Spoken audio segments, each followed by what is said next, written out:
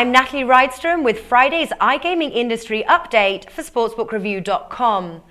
Favourite UK bookie WillHill is probably sat on the edge of their seats right now as they await approval from Nevada's Gaming Control Board regulators to consider their application for a gaming licence.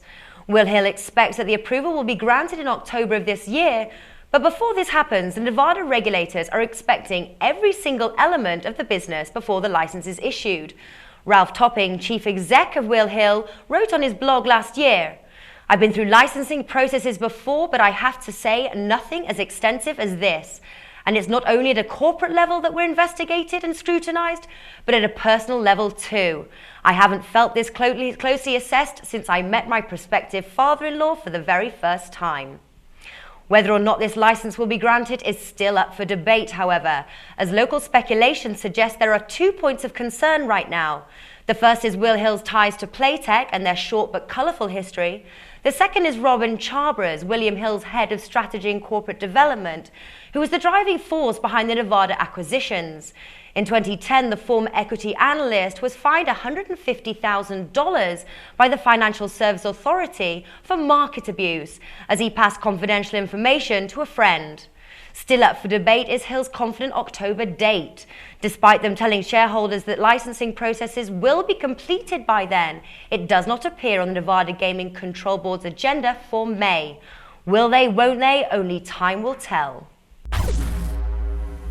In other news, the Responsible Gaming Trust launched earlier this week in the UK to minimise the level of problem gambling in Great Britain. The new charitable organisation was formed by the merger of the Responsible Gambling Fund and the Gambling Research, Education and Treatment Foundation, also known as GREAT.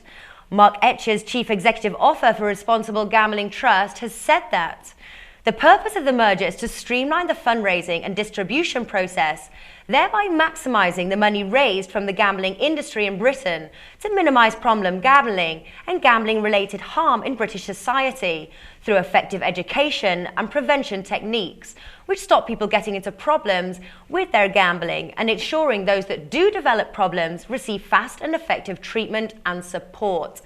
If all goes to plan, then perhaps RGT could be a blueprint for the rest of the world.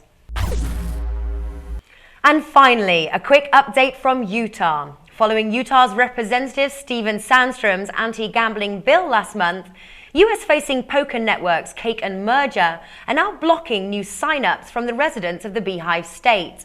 However, we have been informed that players who are already registered with the site on either network will be allowed to continue to play. Thank you for tuning in and enjoy your weekend. I'm Natalie Rydstrom reporting for sportsbookreview.com.